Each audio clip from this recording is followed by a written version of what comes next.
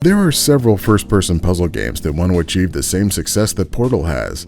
We all know that Valve isn't interested in that kind of success, so it's a good thing other people are out there giving it a shot. Most of them just end up trying to intentionally melt your brain or focus so hard on their own mechanics they fail to deliver the same approachable, funny, and captivating experience. Today, however, we're going to look at a game that used the tried and true tactic of copying things to get closer to Portal than any game before it. It's time for the Entropy Center.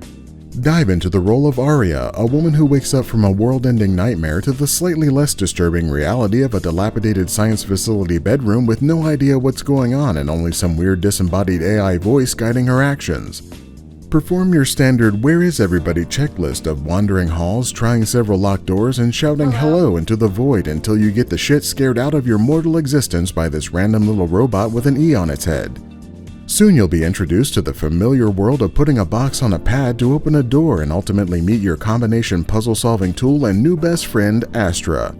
This menacing-looking gun isn't really a gun at all and will give you the surprisingly useful power of rewinding individual objects in time, taking them from their current state of shit to a prior state of less shit. You can also use it to move things that have moved on their dotted line movement path to where they were prior to moving. Now you can begin your adventure in navigating the crumbling remains of this location, attempting to reverse every broken thing you can find until you identify the debris that lets you ride it like a magic carpet to the heights of grandeur. You'll also be using this miraculous time manipulation machine in puzzle rooms to unlock the doors blocking your way, all while generating the magical and tangible resource of entropy, and thus discovering why this game is called the Entropy Center. These puzzles require you to manipulate a wide variety of cubes that are definitely not your companions, but are very helpful at activating pads and getting you where you need to go. These include the regular plain old cube, the bouncy cube, the tall cube, the laser bridge cube, and even the exploding cube that fulfills its singular aspect of existence and does in fact explode. As you learn to use these polygonal puzzle pals and master sending them through and stopping them within this liberal stream of time, you'll eventually make your way to the command center where you'll discover some interesting updates, such as the fact that you aren't on Earth and you're looking at Earth, and Earth is also exploding. And now it's your job to use that entropy you've been diligently hoarding wherever it is that you keep it to pull the trigger on this big entropy gun and rewind the planet to a less exploded existence. The Entropy Center. The previously mentioned earth-shattering is actually where the demo ends, so I felt like it was a good place to end that part of the review.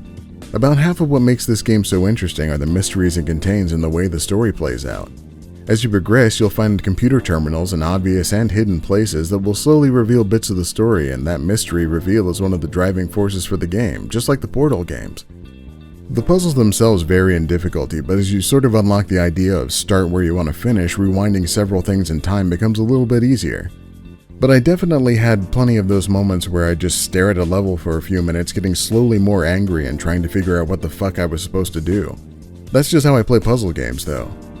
There is one point in the game that feels like it should progress into a natural ending, but instead the puzzle rooms just start right back up and the entire sense of urgency is ground to a halt. It makes the game feel a couple hours longer than it should, when in reality it's actually about as long as Portal 2. Despite that, when I did make it to the end, the cohesion of the story, even if it was a bit predictable, and the overall quality of the puzzles, voices, and general presentation made it easy for me to give the Entropy Center the abbreviated score of good.